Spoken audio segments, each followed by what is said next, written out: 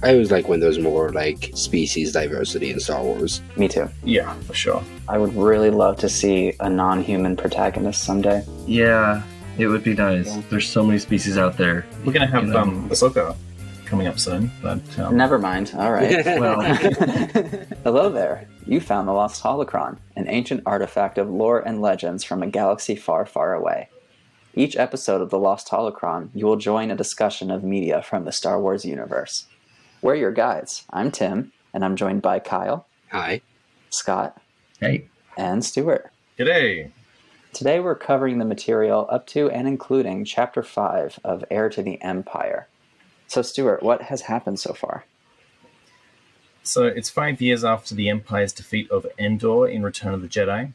And on the ex-Imperial capital of Coruscant, Luke, Leia, and Han are struggling not only with their own evolving identities, but also the demands of their expertise, as the militaristic rebellion aspires to establish a legitimate and functioning government. On Myrkr, smugglers Talon, Karrde, and Jade observed Imperial Warlord Grand Admiral Thrawn collect the native ysalamiri, which have a unique ability to vacate the Force. Thrawn then travels to Wayland on the hunt for technology left by the late Emperor that will aid him in his plan to retake territory from and ultimately destroy the New Republic.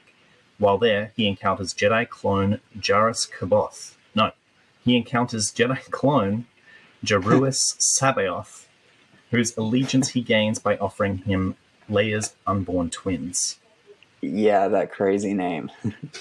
Yeah. We're going to struggle with that for this entire book. He could have written any name, and that's the name he chose. Yeah. That's pretty wild, even for Star Wars names. Right. I wonder, are the names actually given from LucasArts, or whether the artists come up with their own names? Oh, that's a really good question. Yeah, I assume it was the writers, but yeah, maybe not. I have no idea. In this case, I would assume it's the writer, because there's not a Lucasfilm story group at this point. Yeah. Yeah. They didn't have the Jason. What was the guy's name? Who is the keeper of the Holocron? Oh, was that a thing? Yeah, it was like the most awesome job title ever. This guy's job was to keep an internally consistent timeline for Lucasfilm. Yeah, forget the story group. I wanna be the keeper of the Holocron. That's awesome. Yeah, that's really cool. Leland Chi, keeper of the Holocron? Leland Chi, yeah. Leland Chi? That is so cool. Shout out to Leland Chi. So yeah, we have quite a few plot threads so far, huh, guys? So, Scott. Yes. What happened in this chapter? So, it was what's the best way to say it? A debriefing, I guess, of Han's report, basically at his failure to recruit the smuggler guy. And basically this report also, Admiral Akbar's there, Mon Mothma is kind of in charge of everything. She's overseeing it. She's got the gavel. She's smacking the gavel. It wasn't a very exciting chapter, but... Oh, really? I thought it was. You thought it was? I actually liked it, yeah. Oh, all right. But yeah. I mean, that's why we're here to discuss things. Let's go. Okay, I'll get my lightsaber. You get yours. Yeah. Yeah. No, but so we're introduced to the character Borsk Phalia, the Bothan, who's in charge. He's like the leader of the Bothans. Who, well, it says a sizable force joined the Republic, and to me, it sounds like Phalia kind of wants to squeeze his way into the top. Mm-hmm. Many of his Bothans died, didn't they? They did. Yeah. I really liked the way Bothans were implemented in this instance, because it's a pretty memed line, I feel. Mm-hmm. I always really like the tension that comes within the politics of like your good force when there's one member that is on the good side, but they're showing an extra amount of ambition. I think why I liked this chapter so much was I liked seeing all the different dynamics between the leaders of this government. It made me think of like the boardroom scene on the Death Star in A New Hope, but like the rebellion version of it. Yeah. Obviously not nearly the same scene, Yeah, but I pictured a interesting. very, very similar setting. Right, it Okay. did have that kind of dynamic to Yeah, it. I can see that. Yeah. And I especially like tying what was initially a throwaway line, but is now a very memed line, to this character here, and having it be something that fuels their ambition more. Because it's not just them wanting power now, it's them feeling like they're owed power. Do you think they feel entitled because of the great cost to the Bothans? Yeah, Yes. I was about to ask that too. I do think so, yes. Yeah, so there was a lot I liked about this chapter. Yeah, I felt like the tension was quite well conveyed between the different parties in this at the table. It was. I guess the setting for me just wasn't very exciting, but Yeah, no, I get that. It was an important chapter for sure, and it showed a lot of the interesting tension between those up at the top, between Akbar and Phalia and Mon Mothma, how they're still not quite, they still quite haven't figured this whole Republic thing out yet. Yeah. Oh, yeah. What did you guys think about Akbar?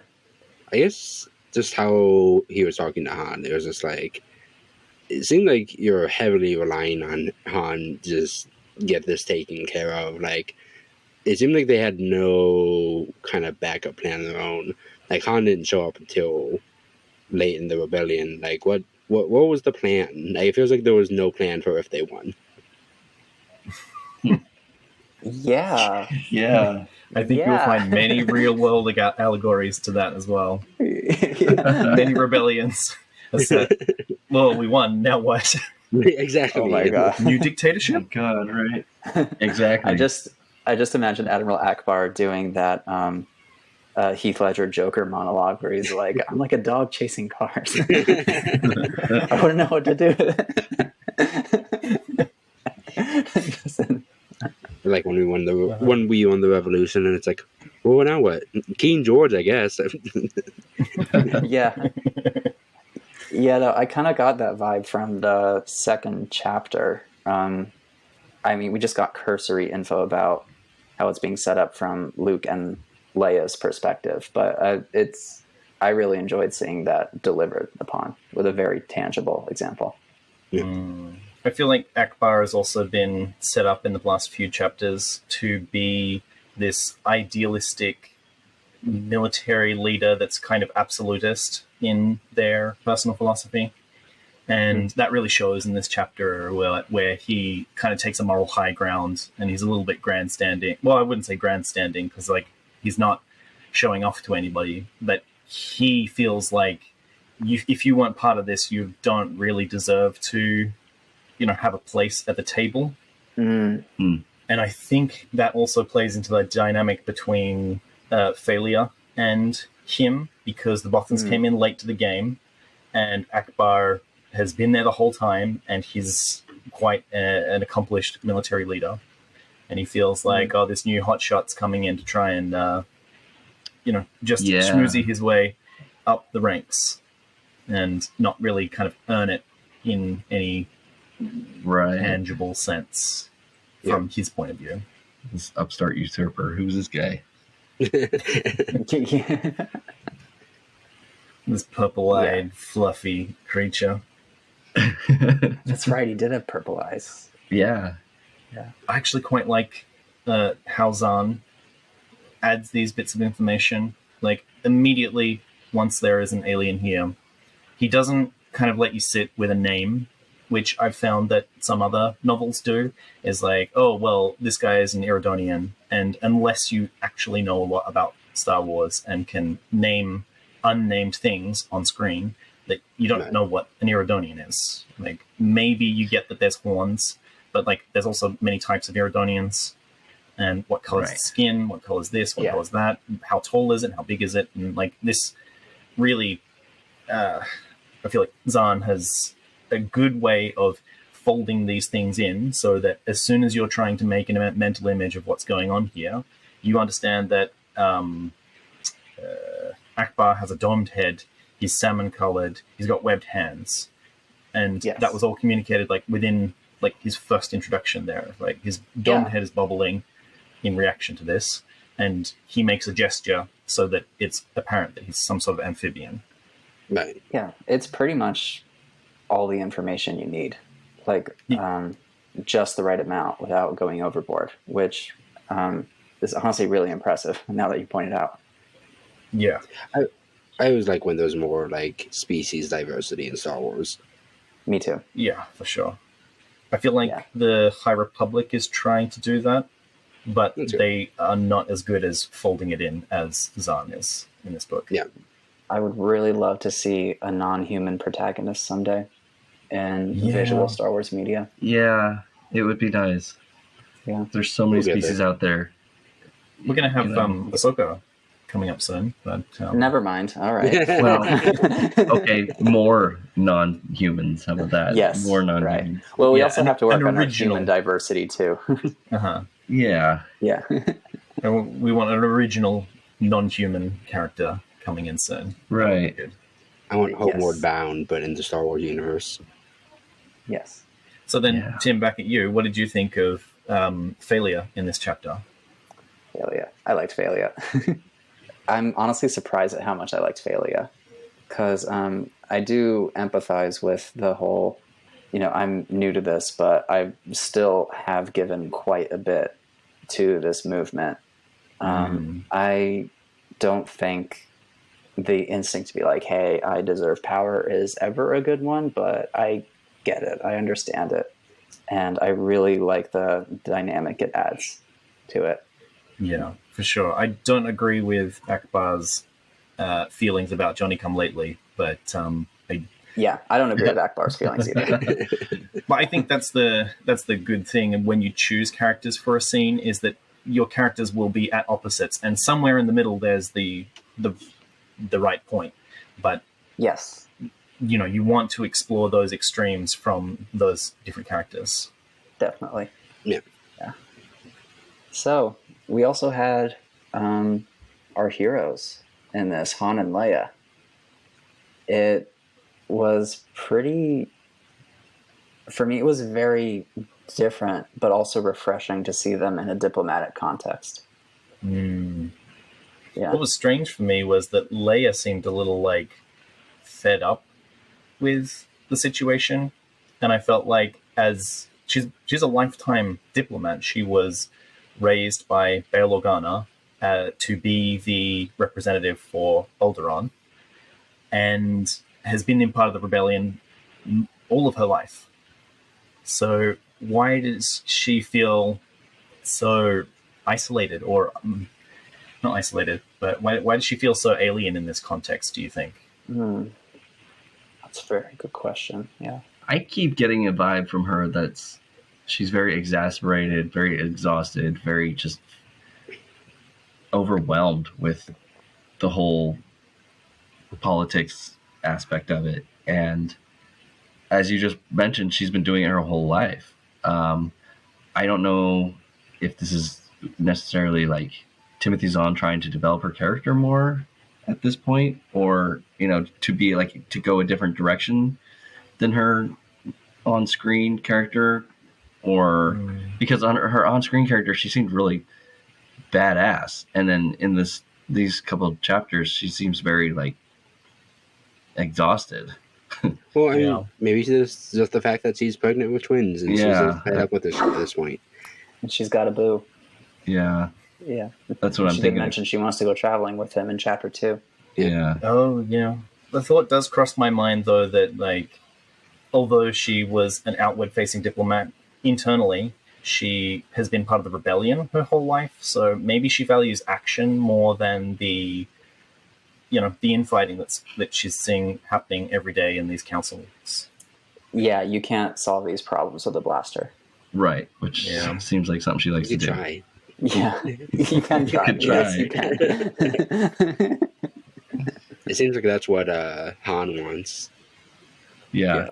It's like, shut up, Akbar. I don't think Mon Mothma would think too kindly of her guys getting blasted in the boardroom, but I kind of feel like Leia says that, that when they're taking off, that it's going to be like old times. I feel like Han Was it just me that Han seemed like he had like a yeah, sure, or old times? No, Yeah. I noticed that too. Yeah. Yeah. That really stood out to me. Do you think it was because it was? Do you think he doesn't think it's gonna be like old times? It's just kind of like, just not. It's not the same as it was.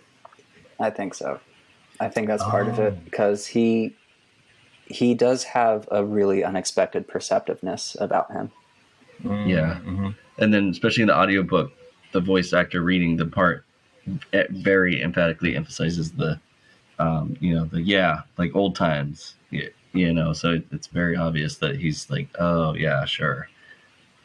It's like, almost like she's like that, like old times. It's almost like he's saying, like, yeah, that's what I'm afraid of. Oh. See, that's what I got from it. I felt like old times is... What do you mean, like old times? Old times, we were struggling against the Empire, and we didn't end up in a lot of good situations. I don't know what good times you're remembering here. Yeah. Yeah. I also think that for him it could potentially be that it's definitely not going to be like old times for him because now Luke and Leia are both Jedi. And he also seemed to be a little frustrated because I remember Mon Mothma recommended to Leia that she bring Luke on the mission to, what's that planet called? Bimisari? Yeah, Bimisari. Because they like a hero. And so I think there's also, I don't think it's jealousy there. I think Han is definitely feeling a little potentially underappreciated or even just exasperated by the fact that his role is not going well. And Luke appears to be doing nothing, I guess. Right. But he's being celebrated anyway. Yeah. Yeah, I get kind of a third wheel vibe from Han at that, between Luke and Leia. Like, they're not just brother-sister, but now they're master-apprentice, so they have kind of a different relationship as well. Yeah. Mm-hmm. What I get from Han is that he has like rejected a lot of his roles now. So he's rejected being a smuggler, he's rejected being a general, and he still feels really out of place that he's an expecting father and everybody else seems to have a position, whereas he is more, I don't know, hung out in the wind. Yeah. Leia's got her part to play. Luke's got his part to play.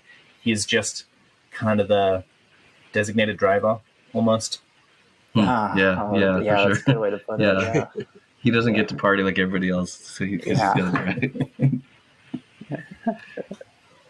And this I like, he seems like they're just kind of digging into him, like, why haven't you gotten your smuggler friends to agree with us yet? And it's like, there's only so much he can do, like. Yeah. Particularly if he feels like he's pushed that aside as well. Yeah. Do you guys think he is right when he's mentioning that they need time to think, or that he's just bluffing? Yeah, I think he believes that they need time to think, because there's a line where he says that these smugglers aren't just like, what do they call them? Hot jockeys? Space jockeys? Right, they did have a specific word. Yeah. It was a very fun one, too. Yeah. Which is a shame that I'm not remembering it right now. Yeah. So, yeah, smugglers have this kind of, like, dastardly image about them, but he knows from the inside that smugglers are conservative business people. They are not going to take excessive risks. They want the guaranteed, or what was it say? The devil you know. They want the devil you know rather than anything else in particular. To gamble everything on the New Republic. Mm-hmm. Yeah, no. Part of me wondered if he was saying that to save his skin a bit, because that's something he tends to do. But I do feel like it's a little hard to tell, because I think that line could be read either way. At the same time, though, I don't know, the way he expounds on it does sound like there's a fair amount of expertise, but even then, with him understanding them, that's still not a guarantee. Well, I don't see the point in him lying about it, because I mean, like, it's not like this is a job for him. It's not like he's worried that he's gonna get fired if he doesn't perform. Like, true. Yeah, he'll just go back to smuggling. I don't see a reason for him to lie about True. what he thinks. Mm. Because ultimately, what are they going to do about it? Because if he would have just straight up told them they're not going to be interested, well, then there's not really a difference. True. Yeah. Yeah, no, I think you're right, Kyle. Mm. Yeah. Yeah.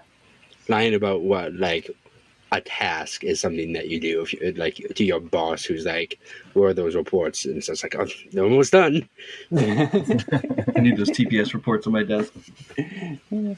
Yeah, no, I think you're right. The situation, the dynamic is totally different. And I mean, like, there's a little bit of, like, he's bluffing, and Thalia calls him out and is like, oh, well, what about this? And it says, like, through gritted teeth, that he has to clarify that. But I do think that, yeah, as you say, Kyle, he's got nothing, he's not trying to, meet his quarterly review. He's, there's something to what he's trying to contribute. Another reason I liked this chapter was the description of Mon Mothma. Oh, yes. I thought it really humanized her. Yeah, Yeah. for sure. You mentioned in a previous chapter that you weren't so impressed with Mon Mothma, and this chapter, I think, put a nice frame around her to, like, legitimize her position within the government and within the story. Yes, yeah. Yeah, no, I feel very differently about her now. Yeah. Now that we have that image of her looking very, very tired. Yeah. That was very well conveyed. Yes. She seems like a very pragmatic politician, and then just the minutiae of the jockeying between other factions just seems to be tying her out. And she's not cut out for war. She wants political action, and not getting that is taking a real toll on her. So she uses the gavel instead. Yeah. I like the way that they characterize that as well, because it seems like everybody respects her as well, because she's not banging her gavel trying to get order. It said it was even, like, deferent, that she just kind of, she taps it every time it mentions that it's being hit. It's a tap. It's not a big noise. It's just, attention students, Bueller, kind of. Yeah, it's just there to, like, punctuate the meeting, basically, like, start and end. Yeah. And everybody listens to her. Like, she has something to say, everybody turns. It's everybody seems to understand that she is quite knowledgeable, or should be deferred to. Leia seems a little frustrated, though. What makes you think that? She was catching up with Han and telling Han about things that were going on, and then she got to Mon Mothma, and there was this moment I really liked where I got the impression Leia was kind of tensing up getting there, and then as soon as she mentions Mon Mothma to Han, then Mon Mothma literally interrupts. Right, yeah, and has to. That gave me the impression that she's kind of hovering over Leia a bit in a way, or that Leia feels some kind of pressure from her. Okay. So what do you think it is between them? Do you think, like I mentioned earlier, that Leia's more a woman of action, whereas Mon Mothma's very sit down and talk about this? Or what do you think's going on there? I got an impression that there was something between them, and I couldn't really tell what. So I wanted to see what you guys thought. It seems I got a sense of it just being tense. I don't know why. Maybe it was just the way the audiobook I was listening to was describing it, but I don't know. It doesn't.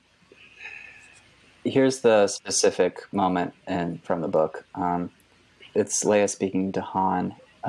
She ends the recap by saying, and then of course Mon Mothma, and then a word with you, Leia. Mon Mothma's voice came from over Han's shoulder. Han turned to face her, sensing Leia tense a little beside him as she did likewise. Yeah. So something's going on there. I don't really get a micromanager vibe from Mon Mothma, but could I be wrong about that? I don't think so either. I don't. I don't see it. She's just. Well, I feel like Leia was about to say something to Han to kind of, I don't know, maybe complain about her. That's kind of the vibe I got, but I'm not sure what you guys think. But then it's like, bam, she's right behind you. She's like, oh crap, Yeah, she was in the middle of describing Thalia and Akbar's spat during the meeting before Han showed up. Mm-hmm. Anyway, that was just something I noticed and something I'm curious to see if it gets developed further. Because I'm wondering if it seems like Leia desires action and is tired by the politics, and Yeah. Mon Mothma seems to have just accepted it. So in Leia's mind, perhaps that's what Mon Mothma represents. Okay. Yeah. She's the complacency to filibustering during the meetings. Yeah, or really I think Mon Mothma is the one trying to get things to happen, as you said, Stuart. And so perhaps Leia's just feeling that pressure a bit more because of the way Mon Mothma is handling it. Right, yeah. And then she's not used to the kind of action yes, that's required. Yeah. That gives me a good impression of what's going on. Yeah, it seems like a lot of the original group is just that they were more into the adventuring, less into the relaxing part of it. Yeah. I know a lot of people groaned when the very first episode, not the first episode, episode 1 came out, and in the opening crawl it mentions taxes, and people are like, oh, it's going to be this kind of story. Taxes and tariffs and Han, Luke, and Leia were the ones that groaned along with us. yeah. I kind of related to Han reading this chapter. It's like me reading this chapter is like him being in the meeting. It's like, wait, no. Right. Really brought it to life for me. I thought I was there in the boardroom. Yeah. Emphasis on the board.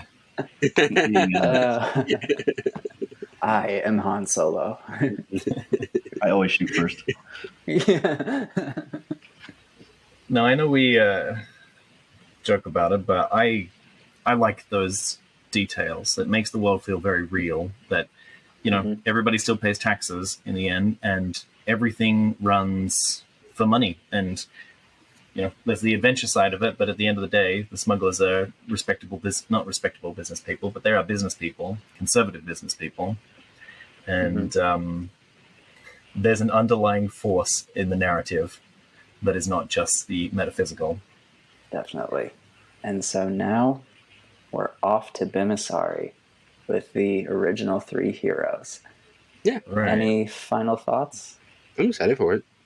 Yeah. What? It feels like everything up to this has kind of been like getting prep. I kind of feels like more Things are moving now. Right, yeah. Yeah. Which makes sense. This is the first book in the trilogy. You know, you got to have some set up. Yeah. Yes. Mm-hmm. Although, speaking of heroes, what do you think the narrative about Luke at Endor was? Because that was brought up, that it was quite well known. Yet in a previous chapter, there is also doubt that Vader had died during that battle. That's a good observation. So, do you think that there is some sort of like propaganda that Luke has defeated the Emperor, defeated Vader, and there are people that are kind of skeptical about that? But again, as we talked about before, the mysticism of the Force and Jedi and Sith is a narrative that people nod their head along to, but don't kind of feel that. Yeah. Yeah. In essence, I know in Star Wars, even Vader would seem kind of like of a mythical figure himself. Did a lot of people know Vader to begin with? Yeah, I feel like think so. Like if the word spread that like, oh, Luke Skywalker killed Vader, people would be like, I don't know who either of those people are. I think Vader was pretty well known. Yeah, I feel like they would not. They would definitely not know this little farm boy from Tatooine. They would know Vader, though. I'm pretty sure they would know Vader. Vader's a lot more memorable than the average admiral. Yeah. I always got the vibe that Jedi in general were more of a like mythical kind of thing in Star Wars lore. They're like, yeah, there's a peacekeepers. They call themselves Jedi, but like they talk about magic powers and magic swords or something like that. They do some freaky shit with their hands. I feel like during Clone Wars, Jedi were more real to to the greater population in the galaxy, whereas like after the Clone Wars, during like the original trilogy, the Jedi were kind of almost like a myth. Not only because they were almost none of them left, but just the stories of them had kind of died out too, I guess. Right. Yeah, I get that impression from the original trilogy too. Yeah. Well, I feel like I guess this book came out before the prequel trilogy, but the prequel trilogy seems to then paint it as that people are willing to forget the Jedi because of the destruction that they brought during the Clone Wars. Yeah, for sure. So it's not just that these myths are dying out; it's that only very few people believe that these are myths about good people. That the galaxy at wide thinks that these are myths about warlords, almost. True. People that we want to kind of forget about and sweep into history. Yeah. Right. Back to your original question, Stuart. I based on those two pieces of information that you put across, I definitely think that the idea being spread is that Luke defeated Vader. Because I think that's a much more politically useful story than he redeemed his father with the power of love, Right. Yeah. There was no Huey Lewis in the news in the end credits of Yeah. Oh my god. Well, they do talk about how the BIMs are rather hero-oriented, and Luke's part in the Battle of Endor is rather well known. At this point, I feel like he'd be more of a well-known-ish name. It could also be that the story got out of hand. Maybe it wasn't propaganda, but maybe it became the legend of Luke Skywalker. And people are like, yeah, he killed Darth Vader and the Emperor. In one swoop. He got them both. And it could also be that Luke just didn't want to share exactly what happened. He wanted to keep it very private. And so then the story got out of hand from there. I'm sure it's not something that he excitedly tells people about. No, definitely not. No, it's definitely very bittersweet, particularly in the beginning as well. In the second chapter, he reflects on that he's been orphaned 3 times, and one of them being in redeeming his father, that his father saved his life only to be also killed in the act. Right. Although, having that speculation out of the way, I do feel more resonance with what you said, Tim, about the story being politicized, that this is something, and I think it also comes with Luke not wanting to talk too much about it, that they kind of got taken as a political narrative, and now it's a lot more, the story is bigger than the man himself. Yes. Luke Skywalker, a legend. Cue Last Jedi.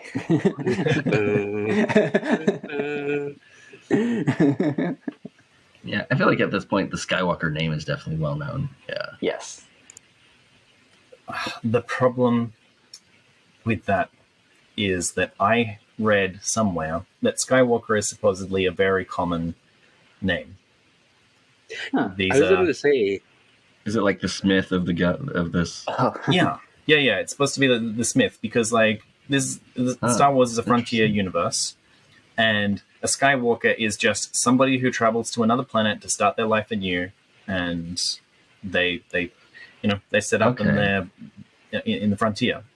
Yeah, and I feel like we never got that anywhere in the trilogy, or the hexology, or the nonology. That's true. So you're telling me the Rise of Skywalker could have been about a working class uprising, and it would have been totally justified. It could have been, and I would have been much more happier with it. Yet another better version of that movie that could have potentially existed. So her calling herself Rey Skywalker isn't a bad thing, because she could be just a Skywalker going from whatever planet she was on to Tatooine. Exactly. Oh, but come on. Come on, guys. How do you mess up a movie that badly? So I feel like there were several points in this in the whole saga that it could have been brought up. My particular favorite of my own ideas, so take it with a grain of salt, is that at some point in episode 1, Qui-Gon is contacting the council, and he says that I found this boy Skywalker, and one of the council members, like Mace Windu, could have said, Skywalkers are a dime a dozen. They are all across the galaxy. What's so special about this one? Hmm. And I think just like that one line would have made it more apparent that like this nobody, Skywalker in the original trilogy, blew up the first and second Death Stars and killed the Emperor, and that this Anakin Skywalker as well is no relation to Luke Skywalker, and that Anakin is also this nobody coming out from the frontier that is this amazing Jedi. Yeah. That I feel like that retcon bit of information is very important and should have been put in somewhere in the movies. It is a really good bit of information, because I know there's currently a canon novel where a major plot point is there being a smear campaign against Leia in the New Republic because people find out her connection to Darth Vader. Having Skywalker be a common name definitely avoids that bit of trouble. Yeah, even though that is a really fun plot development. It's probably smart. She goes by Organa. Yes. Not Skywalker. Organa Solo. Yeah. Yes. Yeah. And then, according to the Solo movie, that wasn't his actual last name either. So, who knows? Something. It was just a name given to him. I kind of like that. He should have picked Skywalker. Yeah. Right. Yeah. He could have been, honestly. Everybody's named Skywalker. Your name is Skywalker. Your name is Skywalker. Your name is Skywalker. Right. I'm surrounded by Skywalkers. Yeah. You knew it. I'm surrounded by Skywalkers. Yeah. Kyle, have you seen Spaceballs? Yeah, I've seen it. God, that's one of my top 3 favorite movies of all time. Oh, great. We should do a watch party for that one too. Oh, that'd be I good. would love that. Let's do it. Okay. Yeah. Kyle, did you have another thought? Oh no, I just with all the Skywalker thing, I remembered I went to school with 3 other kids with the same last name of me. None of us were related. Yeah, I had 2 friends with like a really obscure last name that were not at all related. It was a name I had never heard before or since. As far as the length of this chapter, I think it was as long as it needed to be. I think it was just, I think it said what it needed to say, and I really enjoy that about anything, especially recently with TV shows that are being just directly to streaming services. They're no longer like, oh, this is a 26-minute TV show. It's the last episode of Stranger Things was 2.5 hours, and which honestly I think they could have split up, but right, power to them if they want to do whatever the length they want. More Star Wars relevant, like the episodes of The Mandalorian vary drastically, but they tell the story they want to tell, and the episode ends. I do notice a lot of comments with people getting frustrated at certain episodes being shorter, and I always see those and I'm like, I don't care. It needs to feel right. I don't care if it's 12 minutes or 2 hours. It needs to be right. If it feels on, like if randomly like a 10-minute episode of The Mandalorian were to come out, I'd be like, that felt weird. Which is totally possible if your story's bad. Right. It doesn't matter how long it is. If it feels, it can still feel long. It could be the best 10 minutes of the whole show. You know? Could be, yeah. A 50-minute episode could feel like 5. Right. Yeah. I thought the Kenobi finale was supposed to be a lot longer than it was, but it was still a really good length. It was, yes. Yeah. I'm not sure if books have had that issue the same as TV shows, because like novels will vary from like 250 pages to some hundreds and hundreds of pages long, and I always felt like books are the length that books are supposed to be. And yes, but books do not have to factor in advertisements. No. Yeah. True. Yeah. Well, most streaming shows don't have to anymore either. Or bladders in the case of movies. Yeah. So yeah, this chapter in the book was like 3.5 pages long. Yeah. But the audiobook was more specifically, how many showings you can fit in a day with movies while still making the audience feel like they've gotten their money's worth from the ticket. Yeah. Yeah. Yeah, no, I feel like it didn't feel short. Like the content of the chapter was exactly what it should have been. I don't feel like it should have been padded with any other information. I think we made the comment with chapter 1 as well being short, but it had all the information that it needed to have. And yeah, I feel the same about this chapter as well. Yes, I agree. Yeah, I really, really enjoyed it. Well, guys, thank you for joining me once again. Looking forward to the next one. And to you, the listener, this has been The Lost Holocron. You can find transcripts, links to discussions, and more at our website, lostholocron.com. While you're there, you can learn how you can support the creation of future episodes. Read on, and we will be waiting for you in the next transmission. We would be honored if you would join us.